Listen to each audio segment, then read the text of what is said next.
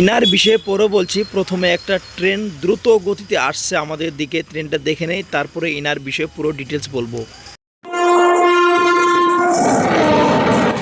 কামাখ্যা আনন্দ Bihar terminus একটা train গেল, দেখুন কত স্পিডে যে যাচ্ছে ট্রেনটি, বোঝার উপায় নাই কোথায় থেকে আসলো এবং কোথায় যাবে। যাই হোক, আমার কিছু আইডিয়া ছিল, সেই আইডিয়া অনুযায়ী আমি জেনে নিলাম এটা আনন্দ বিহারে যাচ্ছে।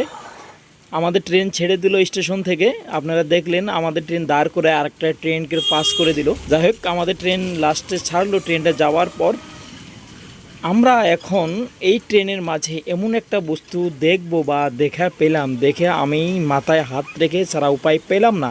দেখুন, ইনি কি আসলে ট্রেনের কর্মী না জাস্ট পয়সা খোঁজার জন্য এইসব কাজ করছে।